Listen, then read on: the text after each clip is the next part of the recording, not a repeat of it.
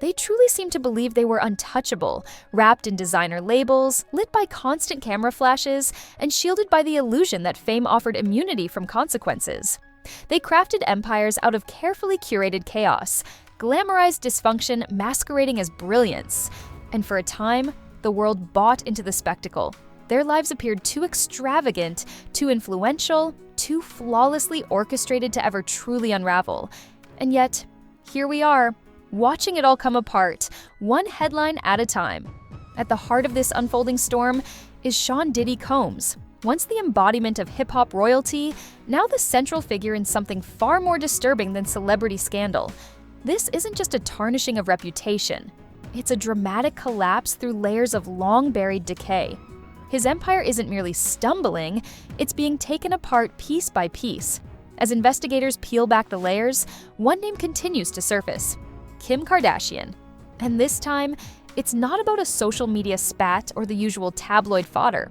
What's emerging are serious allegations, sealed indictments, federal scrutiny, and accusations involving trafficking, coercion, and the abuse of power cloaked in luxury, protected by silence. For years, whispers circled, rumors passed in exclusive lounges and behind velvet ropes. Too troubling to print, yet too persistent to dismiss. Now, those whispers are no longer confined to shadows. They're echoing through legal proceedings, growing louder with each testimony. What was once silenced under layers of NDAs and influence is now being exposed in courtrooms. And the reckoning has only just begun. This isn't the plot of a limited series or the next streaming sensation. It's real, and it's unfolding fast. When Homeland Security showed up at Sean Diddy Combs' properties, they didn't arrive with subtlety. They conducted full-scale raids on both coasts, treating the situation like the climax of a long-running investigation. What they uncovered wasn't just problematic, it was the kind of evidence that sends legal teams scrambling and publicists into full crisis mode. Surveillance footage, recordings, photographs, controlled substances, alleged blackmail materials so damaging, they make even the most extreme tabloid rumors seem tame by comparison. This wasn't just another celebrity scandal, it was a meticulously hidden nightmare wrapped in designer labels. But perhaps the most disturbing element isn't just the evidence, it's the possibility of who else may have been complicit. Because if this web is as far-reaching as it's beginning to appear, the questions quickly escalate. Who saw and stayed silent? Who helped glamorize it, adding sparkle, filters, and VIP passes, while knowing there was more beneath the surface? That's when the story shifted from shocking to deeply unsettling. It started small, a seemingly harmless talk show moment. Khloé Kardashian laughing as she recalled a wild party at Diddy's place, hinting at nudity and impulsive fun. At the time, it was brushed off as lighthearted celebrity banter. But with the recent revelations surrounding alleged abuse disguised as excess, that laughter sounds different now. The tone isn't playful, it's unsettling. In retrospect, the clip doesn't read as an amusing anecdote. It feels more like a warning we collectively missed.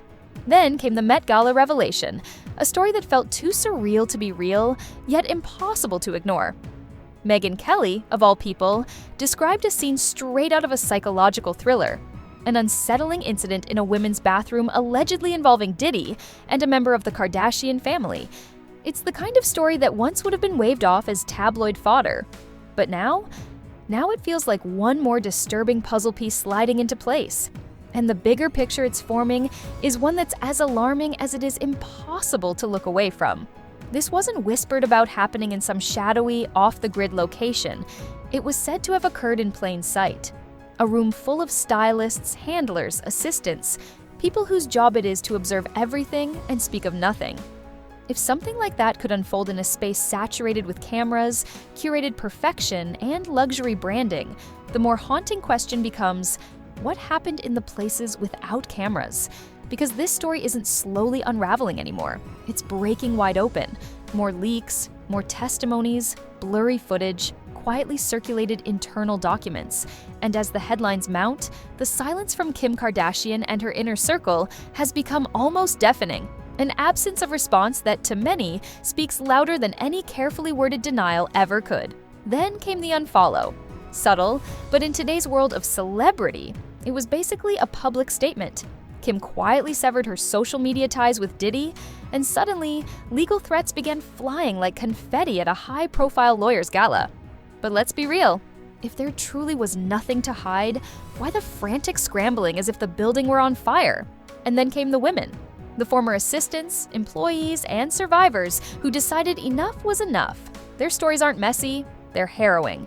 One woman testified that Diddy assaulted her repeatedly, using video recordings as weapons to ensure her silence. She claims Kim wasn't just there in passing. She was present, active, maybe even complicit.